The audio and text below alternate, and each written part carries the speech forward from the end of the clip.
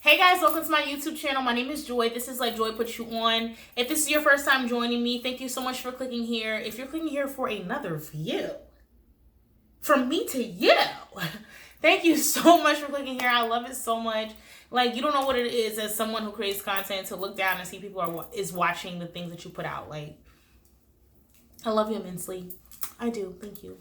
So, you either clicked on this video because you want to be a flight attendant, you know somebody that wants to be a flight attendant, you're curious about the industry, you're just like, or you just want to know, or you like me. Because if you came back for another view, that means you like me. And I love you for that. Okay. So now, y'all, look. I put on, like, a traditional, like, work makeup joint. The only thing I do differently, I might put on a lash for work, but I usually don't do the wing because that's just too much in the morning. Like, you know, when it's like really got the scarf on for y'all. The nails is not fresh because that means I've been working. If y'all have seen me with these nails, that means I've been working. That means I have recorded mad videos. So you're welcome. Okay, that means I've been working, creating content, but I'm about to see Tyler on Wednesday, so y'all will see a new situation when it comes through.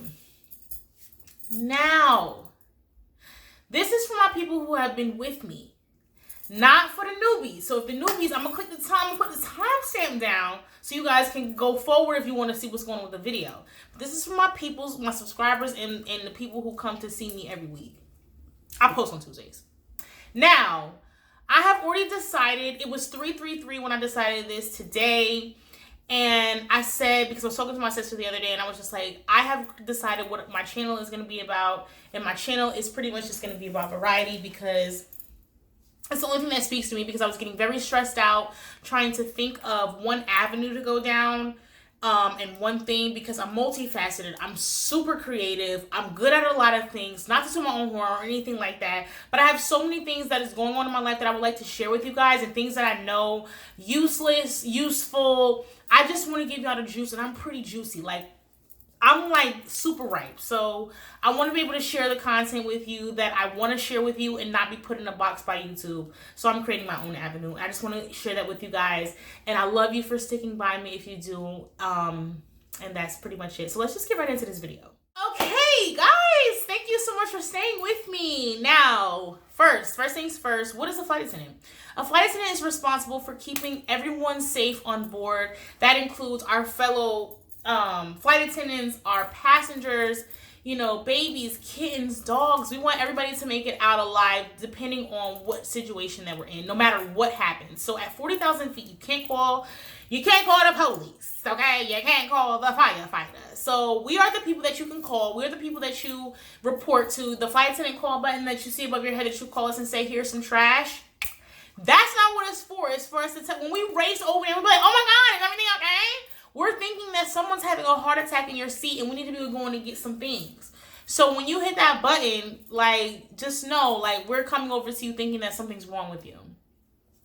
So with that being said, we're primarily there for your safety, also for your comfort. You know, like, if you were asking for...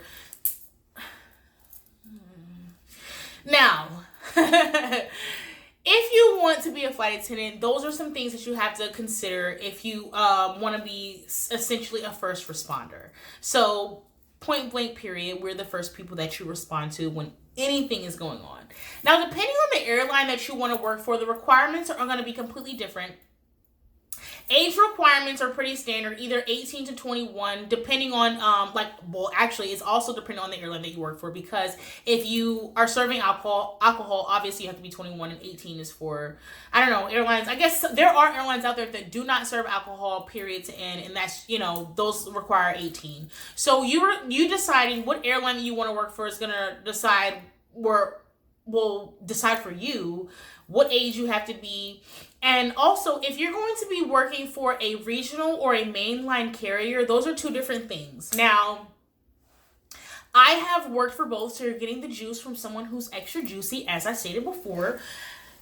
I have worked for both. So a mainline carrier is someone who flies pretty much everywhere. There is no limit on the what's going to open up for them as far as flying. They can go anywhere, whoever they have the contracts and the paperwork and the deals, and that's where you're going. Regional airlines, there are a certain region. So let's just say you will cover the southeast, you will cover the northeast, you will cover the northwest, you will cover the west, you will cover, like, it is regional. It's pretty much exactly what it says. Smaller aircrafts, smaller planes, less crew members. Crew members are flight attendants. So that's pretty much the difference between that. And with that being said, depending on the company that you work for, you're going to have to decide where that company has bases.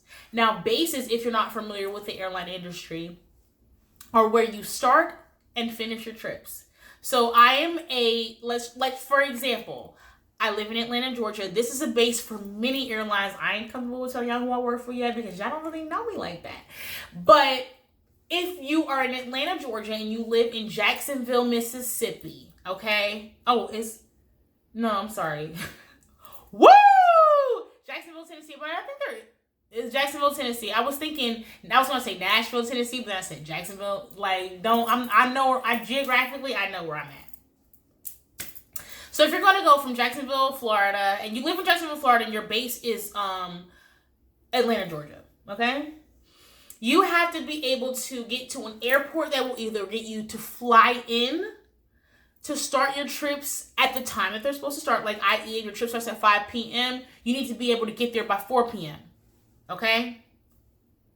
Now, if you, like, let's say you live in Nashville, Tennessee, and you can drive to Atlanta, Georgia, which I don't know how far the drive is. I don't know. Let me say Charleston, because I know it's 4 hours and change.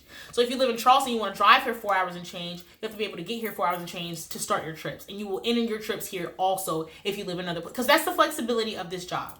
So I just wanted to say that. So depending on your airline, every airline has different bases in which their airline operates and finishes their trips. So you have to pick one that either you can drive to or fly to. Not me, just them.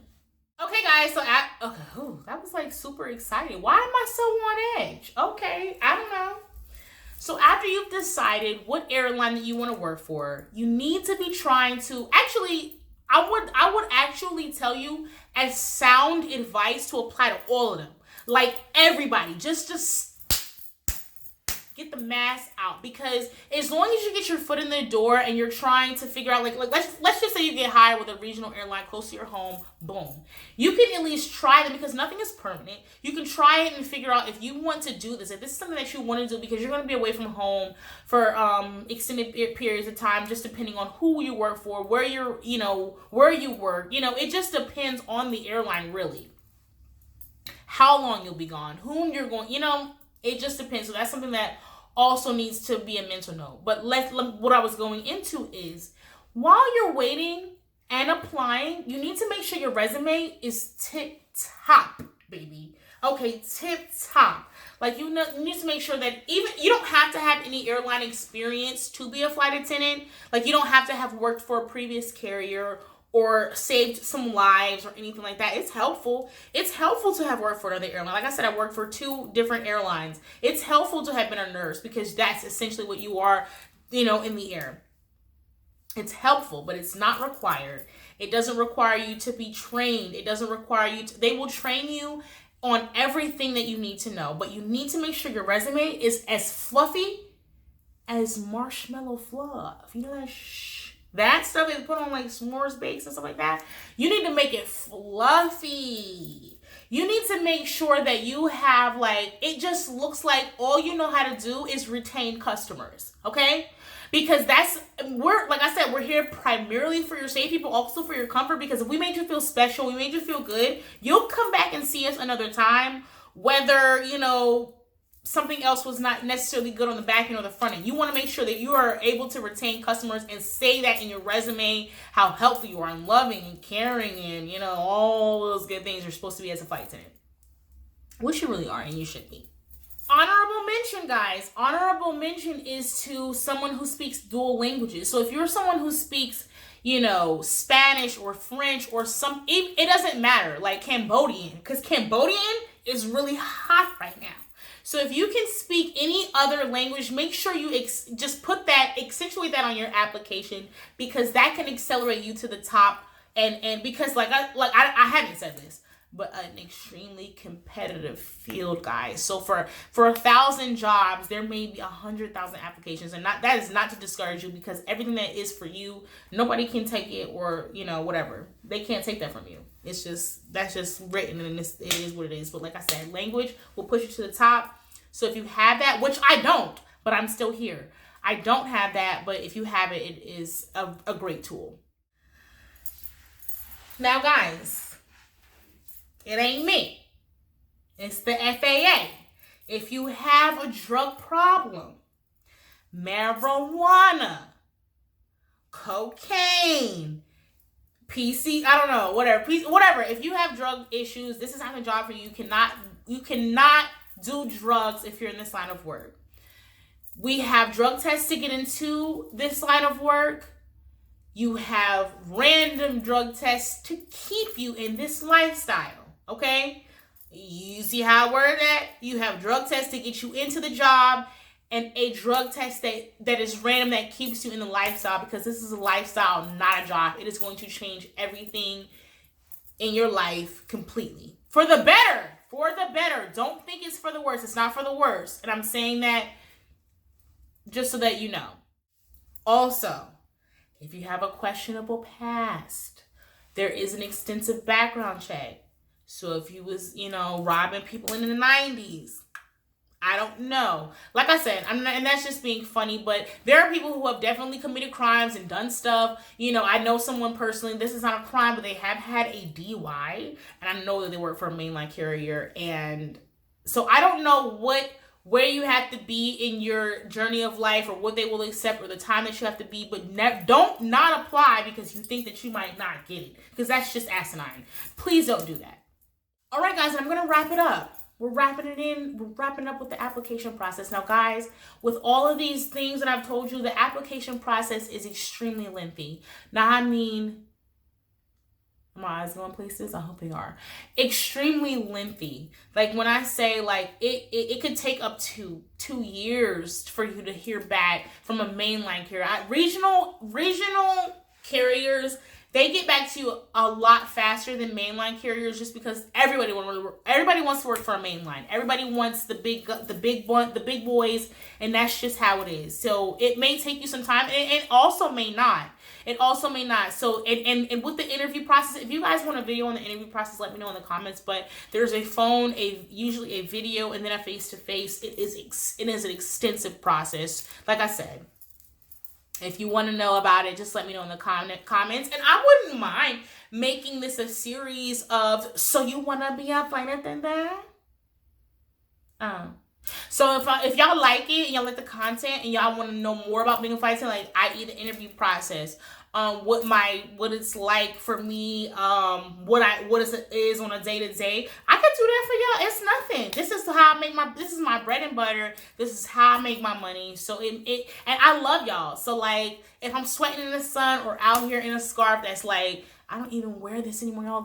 I had to find this in the back of my closet, because I don't wear the scarf anymore. 7 years in, we're not doing that. Now, share this with someone. Share this with someone who wants to be a flight attendant, so they can hit me up. So they can hit me up with any questions, so I can put them on mostly. So I can put them on to any questions that they may have about the industry, about the job, about anything. If you guys want to know another video on whatever you want to know, just let me know. I'm so happy to produce content for you guys, especially when you can give me some advice on it. So comment, subscribe, follow me on Instagram. I am the Shallow Intellectual. I post on Tuesdays. Come with me through the journey of life. I love you guys so much. Again, comment, subscribe. I am just immensely grateful. Bye. See ya.